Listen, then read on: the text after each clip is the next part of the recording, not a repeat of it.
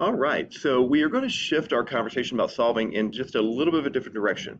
All right, and we're really going to go back and connect to what we did first semester, which was solving systems of equations graphically.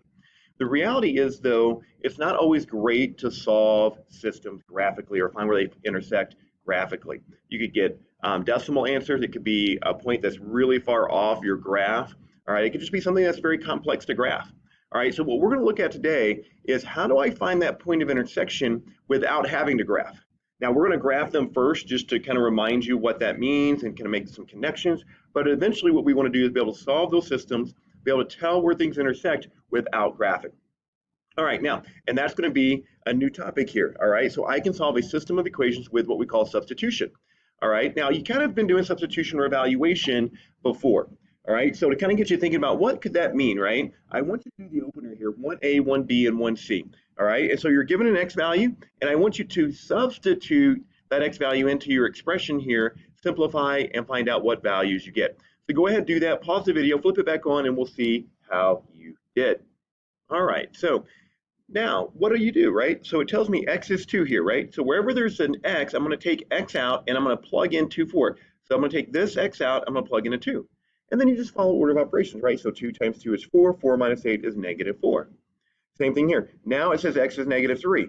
Now remember, this right here, this is really like a negative 1 in front of the x, right? A negative 1 in front of the x. So I'm putting the negative 3 in for the x. So I still get this negative 1 times negative 3, which gives me positive 3. 3 plus 4 is 7. And then here I take 1/2 and I plug it in for the x here. And then 4 times 1/2 is 2. 2 minus 2 is 0. Now, we typically call that evaluation. So typically, when we're plugging in a number, we call it evaluation. Now, what we're going to do is basically the same thing. We're going to call it substitution because instead of plugging in a number, we're going to typically plug in an expression that has a variable in it. And then this ties into what we've been doing with the solving piece. All right, so let's take a look at how that connects to what we've already talked about, all right, this year. So let's go down to our whole class practice right here. All right, so let's graph these two lines, which we've done this stuff before, right? And let's find out where they intersect. And then we'll talk about how does that connect to solving and how could we do this problem without graphing it. So let's start with y equals 2. Now, if you remember, y equals 2 is a horizontal line. And if I just plot 2 points where y is equal to 2, let's say 0, 2, and let's say 5, 2.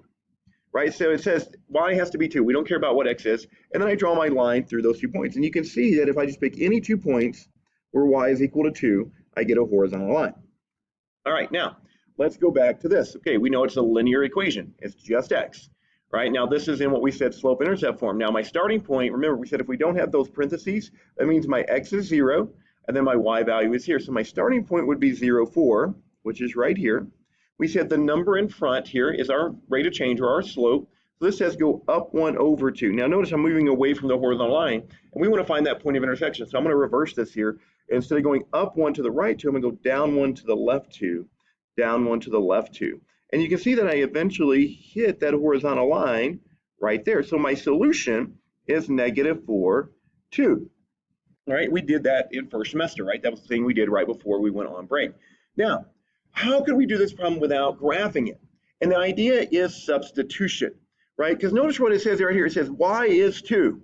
So it says, okay, if there's another y in the problem, right? And I can take 2 and I can plug it in for that y. So I'm going to take 2 and I'm going to plug it in for this y right here.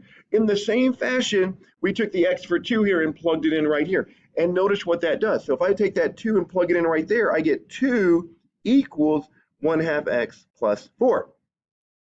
And notice, this is what we've been working on, right? So now, right, I can get this equal to 0. Subtract 2, subtract 2. 0 equals 1/2 x plus 2. Now I can use my 0 property, right? What plus 2 is 0? Negative 2. So 1/2 x is equal to negative 2. Half of what is negative 2? Half of negative 4 is negative 2. And once again, I could have undone this dividing by 2 by multiplying by 2. That looked familiar from our last lesson, right? Multiply by 2, and there's my negative 4. Now notice, here's the difference between what we're doing now and what we were doing before. We are looking for the point of intersection. So we want to write our final answer as a point. Notice, we said x is negative 4 here. So that's half of my point. So I also need my y value. Now notice here, it tells me y is 2, right? So I already know what the y value is. So there's my point of intersection. And notice that matches exactly what we did graphically. So we didn't have to graph to find this point of intersection if we understand what it's asking for and what solving really means. All right, let's go down to the next problem here. Let's look at number 3. All right, so notice this time. Now we have x equals -2. Now this is a vertical line. Now if you didn't remember it's a vertical line, just graph any 2 points where x is -2. So let's do -2, 0, and let's do -2, 2. Right, and you can see if I do that, I do in fact get my vertical line. All right. Now, once again, now I look at this equation. I know it's linear, no exponents, no absolute value bars. So I need my starting point, rate of change. Now my starting point here, remember, is 4, 5. So it's opposite, same. So my starting point is 4, 5. And now my rate of change is 1/2, just like it was above. And once again, notice I go up 1 to the right 2. I'm going away from the line I want to intersect. So I'm going to reverse that.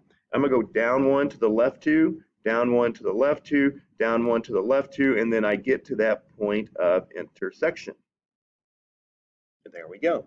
All right, so my point of intersection is -2, 2. Now notice, it told me x was going to be -2, right? So I already had half of my solution. I already knew that. All right, now, how can we do this problem without graphing? Well, once again, we can use substitution, but notice this time, it tells me x is -2. Right? So if x is -2, I can plug that in wherever there's an x. So right there. All right, so substitution works whether you have x equals or y equals. And so notice if I do that, I get y equals 1/2. All right, and I get -2 minus 4 plus 5. And now we've done this type of problem, right? This is an order of operation problem. So let's take care of those grouping symbols first. So -2 minus 4 is -6, and then I get plus 5. All right, then half of -6 is -3. And then -3 plus 5 is 2. Well, there's my solution, -2, 2. All right, so notice I found that point of intersection, all right, without graphing. And we kind of built our solving around this, right? That's how we started, right? Just sketching quick graphs, how many solutions, right? And it was really more when we did that to tell us if there was 1 solution, 2 solutions, but now we're saying, what are the exact solutions? So we want to know exactly where they intersect. All right, so let's flip the page and do a few more together here. And so notice now, right? All right, when we look at number 4, now we don't have y equals a number or x equals a number. Here's where we get into that really like substitution, the kind of meaty part, because we have an entire expression here in terms of x. Now, we're going to still start with, okay, what do we know? All right, so let's graph. So we have a linear equation. My starting point would be 0, 2. So I'm going to start right here. Right, now remember, all right, if I see just x, there's really a 1 here, so my slope is 1/1. So up 1 to the right 1, up 1 to the right 1, up 1 to the right 1. I'm going to reverse it a couple of times because once again, right, we don't really know, all right, where these are going to intersect. So there's my line just like this. All right, now, linear equation, starting point is 0, -4. So here is 0, -4. My slope is -2/1. Down 2 to the right 1. Now, once again, I'm moving away from the line I want to intersect, so I'm going to reverse that slope.